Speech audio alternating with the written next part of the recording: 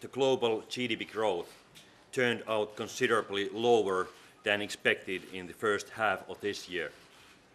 This was mainly due to the weakness in some advanced and emerging economies, but also to rising geopolitical tensions in Ukraine and in the Middle East.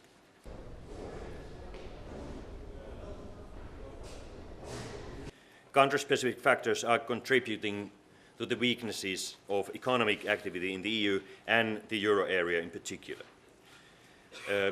Such factors include, first, deep-seated structural problems that were already well known before the crisis. Second, the public and private debt overhang. Third, ongoing financial fragmentation related to sovereign debt crisis. And fourth, unfinished and uncertain reform agenda in some of our member states.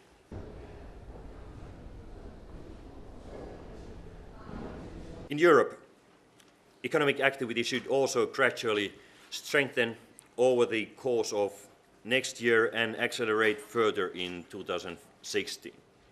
This pickup will be driven first by the legacy of crisis fading away.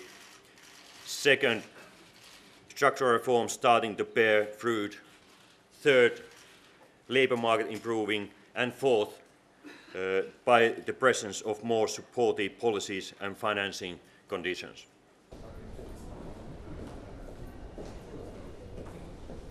The fiscal policy stance is expected to be broadly neutral in 2014 and 2015, as the changes to structural balance should be broadly nil in both years.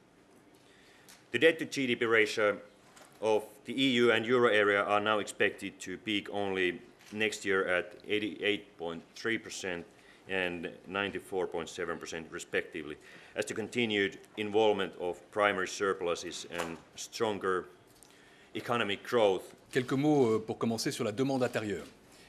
La demande intérieure serait le principal moteur de croissance au cours des 2 prochaines années.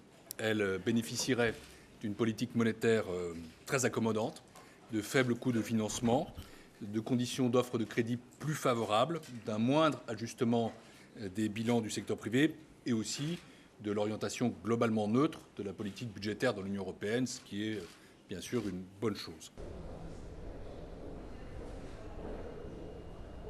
Il y a une conclusion à la fois économique et politique qu'il faut en tirer, c'est qu'une accélération de l'investissement est indispensable pour assurer une reprise plus marquée. C'est la justification même du plan d'investissement dont tu auras la responsabilité du pilotage. Selon nos prévisions, l'investissement privé devrait progressivement repartir parce que l'ajustement des bilans du secteur privé progresse et aussi parce qu'on attend une amélioration des perspectives de demande.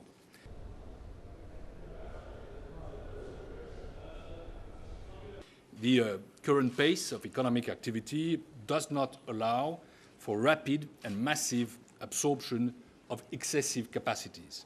Employment growth in 2014 and 2015 is thus, as you know, expected to be limited, supported by the economic recovery and the moderation of wages, in past wages increase. Employment growth should gain speed in 2016. 2015, most EU economies will grow at more than 1%. While the expected strengths of the recovery will continue to differ across countries, growth differences are expected to continue declining over the next 2 years. As you can see from the growth map for 2015, all EU economies are expected to be growing again by next year.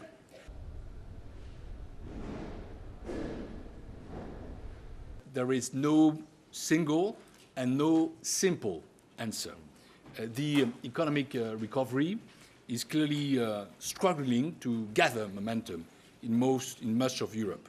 We believe that it is essential that all levels of government assume their responsibility and mobilize both demand and supply side policies to boost growth and employment.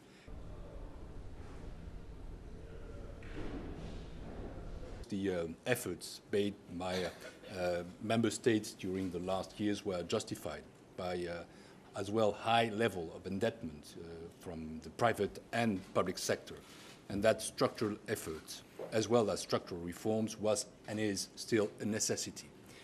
Fiscal consolidation is a necessity.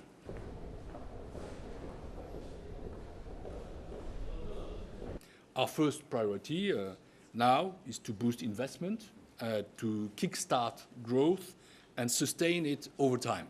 We'll be working at full speed under the coordination of Vice President Jyrki Katainen to put in place the 300 billion euros investment plan announced by President Juncker, which is, of course, of decisive importance.